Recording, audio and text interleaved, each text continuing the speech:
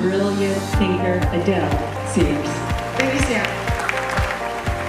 Timing right now is more important than ever before. It's always been important, but it's more important now than ever before. We have to respond in real time. So if something is happening within your culture, within the United States, within the world, it's up to your brand to respond to those issues. It means responding at the speed of culture. What's controversial? What's divisive in what you do? People want to talk about that kind of thing. What I call these things are spikes. It's a sudden point of interest that kickstarts exposure, good or bad. You have to figure out who and why people hate you. Because there is such good information in why people don't like you. I'm Italian and from New Jersey. I'm sure that gives people lots of reasons, right?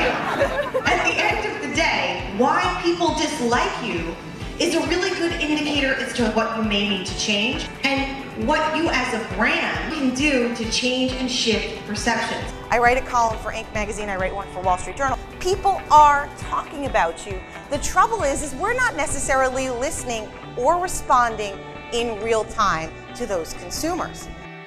Welcome to the United Nations, and we have Adele Cehrs. I teach people how to have their voices heard.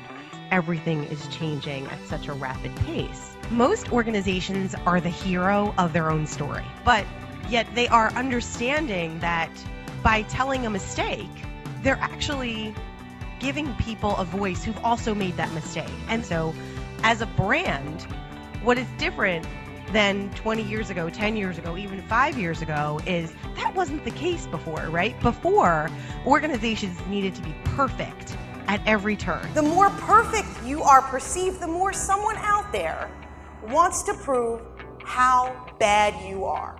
So I want to tell you a little story. My mom's like looking for the perfect, most comfortable pair of shoes. She's been looking for this pair of shoes probably for the last 10 years of her life. And she's trying on a bunch of shoes and she finds this pair and, she steps into them. She puts them on.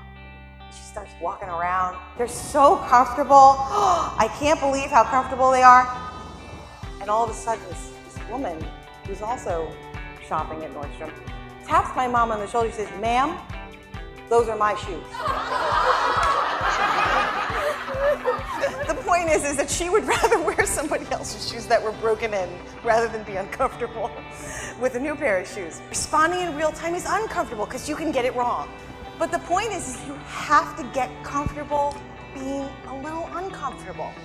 Do you recognize your own spike, right? So Adele is a singer, and that's my first name. And I'm gonna go get a photo shoot done that looks just like her cover, and I sent it out, and I was like, hello?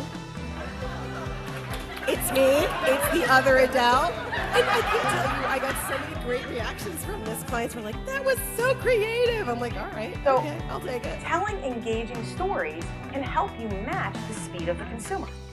I had the great privilege of going to London to interview the CMO of Tommy Hilfiger, who is actually one of the most cutting-edge people in the real-time marketing space. And I said, how did you do it? How did you convince your whole executive team to think in real time? And she said something that I think was so important. She said the CEO understood the importance of this kind of an initiative. The things that are the basics, human behavior, what motivates people, what creates influence, have never changed. They've always been the same. If you position yourself in a way that you will be influential, in a way that people, either your volunteers, your donors, people around you will see you as influential, you are able to get more things done and opportunities just seem to come to you. So I want to leave you with a story. In 1903, 1 in every 4 vehicles that crossed a wood bridge structure fell and the bridge collapsed underneath them. 1 in 4. Andrew Carnegie saw steel as the solution to this problem, built this bridge in St. Louis. Nobody would cross it. They're like, it's not strong enough, it's going to collapse. So he calls up his friend, P.T. Barnum. He rented elephants. He invited the news media and various people from the town around and marched those elephants one by one across the bridge. And the rest, as they say, is history. So How are you changing people's minds? How are you changing the perception of your brand for people?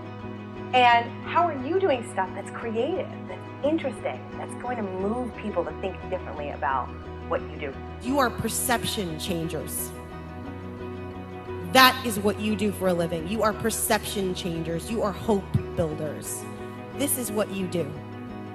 Go find your elephant.